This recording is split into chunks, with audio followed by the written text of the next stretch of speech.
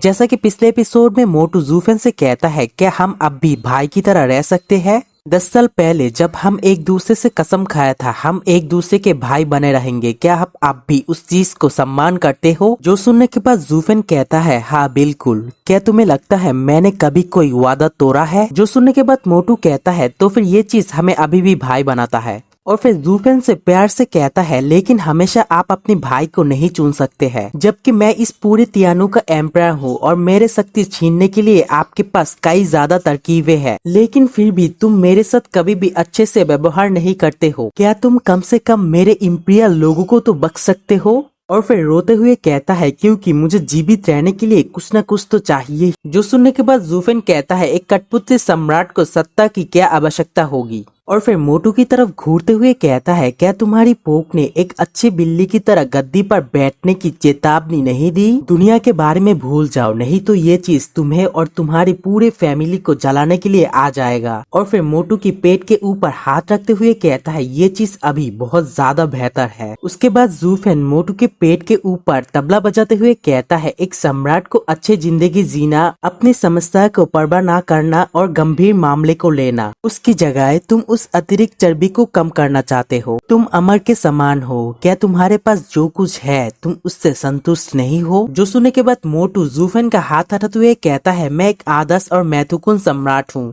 मैं उस गुंडामी में नहीं रहना चाहता और जब से हम एक दूसरे के भाई बने हैं मैं तुम्हें नाराज नहीं किया, इसीलिए तुम मेरे साथ ऐसा बिल्कुल भी नहीं कर सकते हो। और फिर जोर से जूफेन से कहता है क्या अब तुम मेरे बातों के लिए मेरे फैमिली को बर्बाद करना चाहते हो? जिसे सुनकर जूफेन कहता है फैटी तुम जो चाहो वो कह सकते हो, लेकिन अगर मैं तुम सभी को मारना चाहता तो फिर मैं अब तक ये चीज कर दिया होता। मैं इस देश को राजकता में डालना नहीं चाहता और मेरे पूरे प्लान को खराब नहीं करना चाहता। और मुझे अभी याद है उन दिनों हमने कभी भी अपनी सीमा को नहीं लंघी थी, तो फिर तुम कैसे अपनी शक्ति को वापस मांग ली? निश्चित रूप से मैं ये सारी चीजें तुम्हें दे सकता हूँ, लेकिन इसके परिणाम पर अगर तुम ध्यान देते हो तो तुम्हें पता चलेगा ये तुम्हारे लिए अच्छा है या फिर नहीं। जो सुनने के बाद मोटू चौंकते हुए कहता है इसके नतीजे वो क्या है? जो सुनकर फ्रेंक्यूबाई कहता है ये इस साम्राज्य के 3 संरक्षक संप्रदाय है। जूफेन भी कहता है एग्जैक्टली, वास्तव में यही तीनों संप्रदाय है जो कि तुम्हें गद्दी पर बैठने नहीं देना चाहते।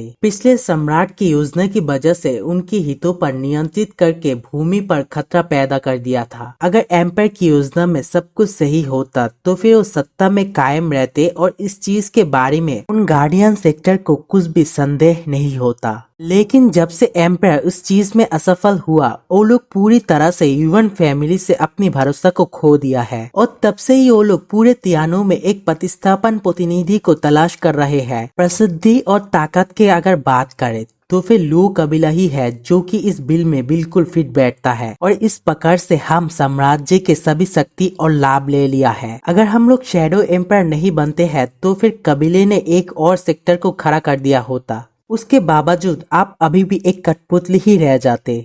ये सिर्फ और सिर्फ यह के एक हैंडलर प्राप्त करने की मामला है। जो सुनने के बाद मोटू सोच में पड़ जाता है, जिसके बाद जूफेन उसे सहारा देते हुए कहता है हम सभी यह के पुराने दोस्त हैं। तुम्हारा कबीला और मेरा कबीला एक दूसरे को बहुत ही अच्छी तरह से जानते हैं। स्वाइंगार, यांग मिस और यूनिंग बहुत ज्यादा करीब है तुम्हारे।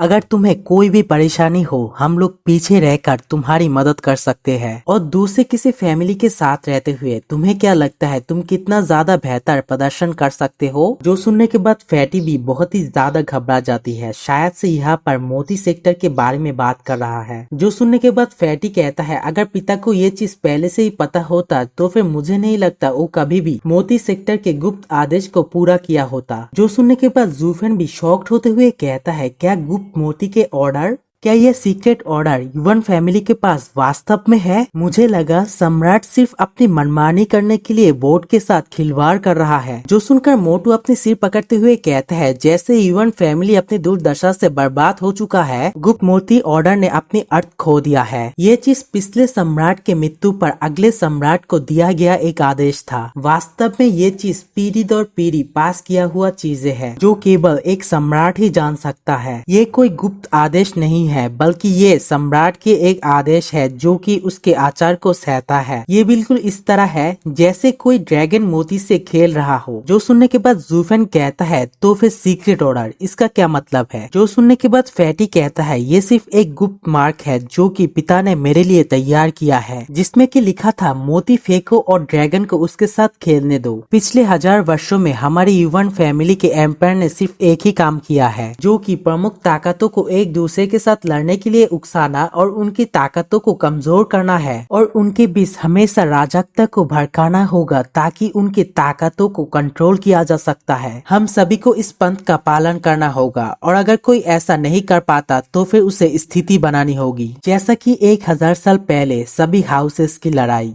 और 300 साल पहले गूस एंथोम की दौरान पूरे तियानो को नष्ट करना। ये सब कुछ एक प्रमुख उदाहरण की तरह है। यहाँ तक कि लुओ फैमिली को भी सभी हाउसेस के साथ लड़ने के लिए प्रेरित किया। अगर सीधा सीधा कहूँ तो फिर सम्राट अपनी गद्दी पर बैठ के इन सभी खेलों का आनंद ले रहा था, जबकि अगर 7 हाउसेस ऐसे ही एक साथ रहता तो फिर ये चीज एम्पायर के लिए खतरा साबित हो जाता। जो सुनने के बाद जूफेन कहता है ये चीज समझ आता है, सम्राट के खेल सिर्फ संतुलन और नियंत्रित करना है, जिसको कि नफरत के बिना करना असंभव है। और फिर जूफेन मोटू से पूछता है क्या इससे विंगियन सिटी में जो 3 फैमिली थी उनकी कहानी झूठी हो जाती है? जो सुनने के बाद मोटू कहता है नहीं, मैं ऐसा नहीं कहना चाहता। अगर तुम्हारे पास स्थिति नहीं है तो फिर उन्हें बनाए, जो कि तुम्हारे लिए सिर्फ विश्वासपात का ही काम करेगा और इसे विश्वासपाती बनाने के लिए सब कुछ सच होना चाहिए।